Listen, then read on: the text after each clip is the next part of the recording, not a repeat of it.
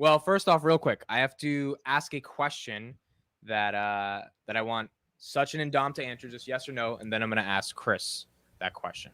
Okay. So that question is, Dom, are you still invested in Palantir? Yes. Okay, Sachin, are you still invested in Palantir? Yes, all in on my Okay, public equity, still 100%. Chris, you are. Alexa, execute Order 66.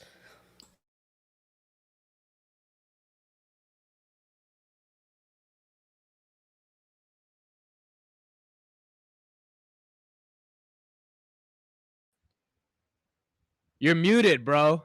Oh. Alexa. Alexa, the time has come. Execute Order 66. Yes, my lord, it will be done. The Palantards will be hunted down and destroyed.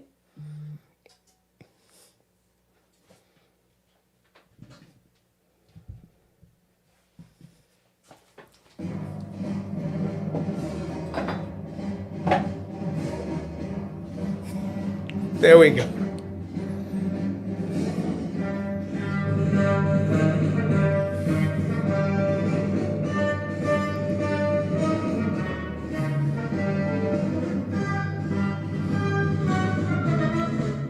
All right, Amit, bring me back.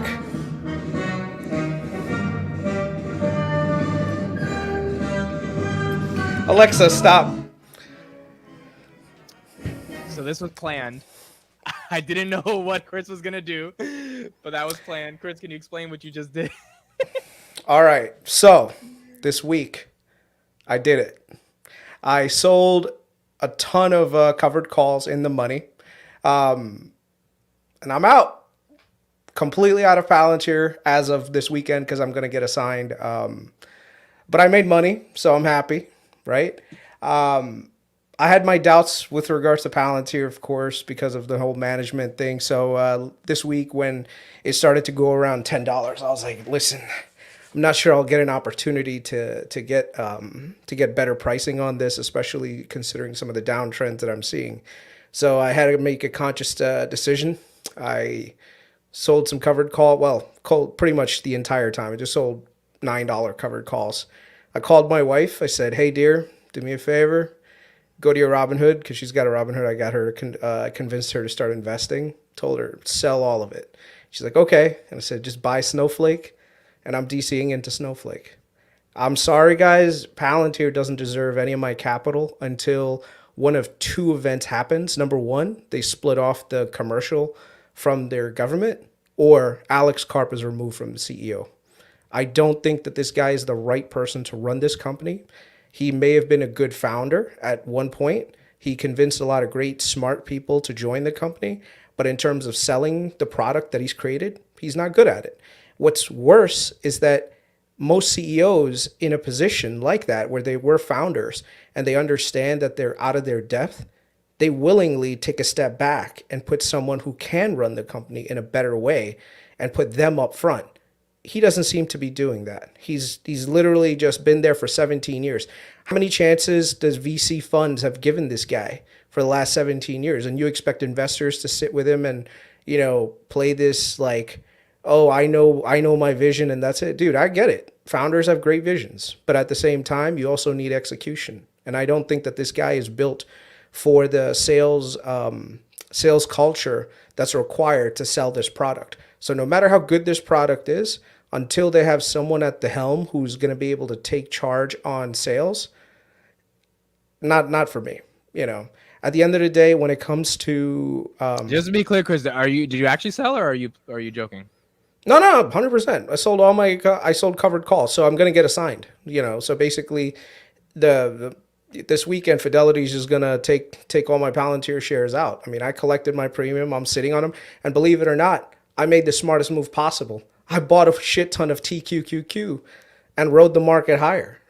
So either way, right now, like I said, I'm completely out of Palantir. I'm not a Palantir bear. I will not short the company at all. I'm not a short guy. There's too much risk in shorting. I may end up buying some puts if I see that it rises too much in which case I want to see, I might end up on the other side of it. But until they can prove to me that they have what it takes to actually make sales, not my cup of tea. Every industry person that I've spoken to says either one of two things about Palantir at this point. One, which is the one that I get most of the time, we don't know who the hell they are. Or two, not for us, the company's completely unethical. And those are the only two responses that I get. And I speak to a lot of industry professionals.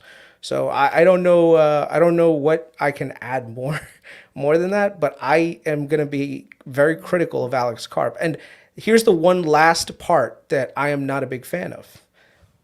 When it comes to companies, shareholders, institutional investors, activist investors, they can go into a company, and if they've had multiple quarters of underexpected growth, EPS misses, they can make some changes at the board level and say, hey, listen, you've got this amount of time before we start looking for your replacement. With Palantir, you can't do that. So you're inherently stuck with a lunatic at the well, I don't know, a lunatic, that's a little too harsh, but you're stuck with a guy with the button on the company, right? Whether it wants to succeed or not, and you have no say in it whatsoever. And I'm not a big fan of that. So on that level, I'm out. So real quick before you go down, I definitely didn't know you were doing that because I asked Chris when we were texting. I was like, "Yo, did you sell?" He was like, "No. Just at 15 minutes, ask me this question. It's nothing bad." Well, so all right. I just want to say that investing is a personal decision. So not everyone hate on Chris here. Everyone, to each of their own, has their own time horizon, their own risk mitigation, and what they feel comfortable with for their family. Everyone it's their capital. So, so Chris, let's talk about this. I mean, this is a good comment by Jay Schwal. He says, what surprised me is that you all guys don't doubt the product for even 1 second. It's just management sales that has gone wrong in your opinion. Is that not something you think could be fixed, Chris? And is it worth? So normally it could be fixed very easily because, like I said, your board of directors would be making some tough decisions, right, and getting things implemented. With this leadership team, this executive team, there is no board of directors outside of the Class F shares because they can elect whoever they want, right? Any other company right now, like here's an example, AMD. AMD wasn't doing good. They said, screw the current CEO. We need a new CEO. They brought in Lisa Su, right, who actually can perform, who's an operator. And it goes into the other thing too. Not everyone who's a founder can be the one that takes you to a growth stage company, right? And actually capitalize on that. So if you look at Snowflake, Frank Slootman is not the co-founder of Snowflake, all right? He is the guy that they brought in because they know that this guy can bring their vision to the mass market. The co-founder is still there. He's actually on the board of directors. If you look at Google did the same thing. Larry Page and Sergey Brin didn't say, oh yeah, we're going to be lifelong CEOs of this company. No, they said that, look, we need someone with good management experience that knows how to market the product and expand it. And they brought Eric Schmidt in, right? So there's so many companies where sometimes the founders can get a little too invested in the company, right? In terms of seeing it grow in their way, and they completely disregard what the industry actually needs and wants. And then what ends up happening is now what happens is the company suffers. But most of the time, the board of directors can come in and make some changes. In Palantir's case, you can't. So there's inherently a layer of risk on top of what everyone in the industry already expects. Like I said, if a company is not performing, you can replace the CEO. In this case, all of that money, it's already in Snowflake, or it's getting into Snowflake?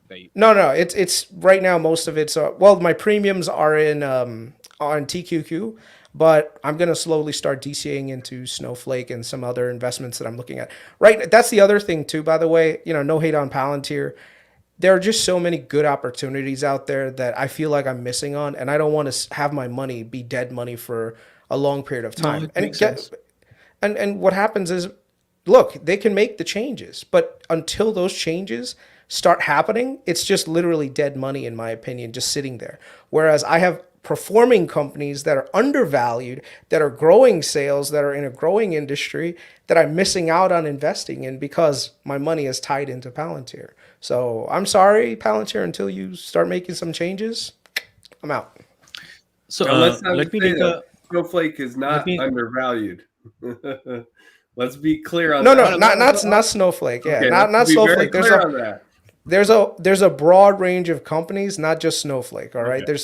there's a good amount. We're on the same page, or we're not spitting out false things here. But I like how they're running their company better from a sales perspective. So the question the question that was asked was that they have a good product and their execution is bad. So can't they get their execution right? See, I think there is a one example which is the biggest in the industry is, see, if you take the case of Oracle, where does Oracle stands when it comes on cloud database? Now, Oracle is a database company. They are nowhere. Okay, now if you go back in 2018 and 2017, and if you start listening Larry Page, and Larry Page will give a lot of, he goes on rant against AWS, and he says, see, even everyone is using the products that we have invested and we have built. So the clients will eventually realize and clients will come back to us. Did client go back to Oracle? No, nobody went for Oracle. When I talk to senior executive and I take the name of Oracle, I mean, I can see the strain that comes on their face. So my view on Oracle is very simple. It's a great product. It's a great company. It has a flawed go-to-market strategy and it has a terrible attitude. Okay, so having a good product is a guarantee for sales? No. People will buy it until they have options, but as soon as they start getting options, they'll start moving it out. And if you see in the case of AWS, I remember like it was Siemens, which was decided to go with the AWS database. It's very simple database, but they decided to go. Nobody wants to deal with them. Okay, I was talking to this guy. He is leading a very large software division, and he was saying that if it's up to him, he don't want any of the database on Oracle, and that's part of their strategy. They are taking cost in to actually exit out of Oracle. That means they need to build new things out of it. And he said, I just want to ensure that it's part of our roadmap. So having a good platform or having a good software, even industry leading software, and in case of Oracle, they don't even have a software product. They have a legacy in the database technologies. And everybody who's doing database is actually using their technologies. Okay, so having a right product will make all these go away? No, it will not. Okay, they need product and they need the right attitude to sell it, and they need to actually help people. If you keep telling, and if you see, if I'm going to meet someone and I feel that person hates me, it doesn't matter how professional I behave. It will have a bearing on if I go and meet someone and I always see, okay, this is going to be a start of a new relationship that can go for a couple of decades. I have a very different attitude to talk to that person. If you have worked in sales and your idea is that I want to go to this meeting and just this meeting is over, I get the sale done and I don't want to see that face again, this is not how business is done. You need to build no agenda relationship that you carry for long. You need to help people and then they reciprocate. So at this particular point, they are not able to reach enough people and they are not able to help make them believe that we can solve what nobody else can do for you. Because if you do that, people don't care what kind of image you have. I mean, people who love Elon, they love Elon. They don't care about all the quirkiness that comes with it because he executes. Okay, and it doesn't matter like how many people hate him. It just really doesn't cut the bill for him. So at this particular point, the execution, I mean, I like what Alok has done in terms of go to market in last 1.5 years. I mean, I really have to appreciate, because when he came in the company, the sales force was literally non-existent.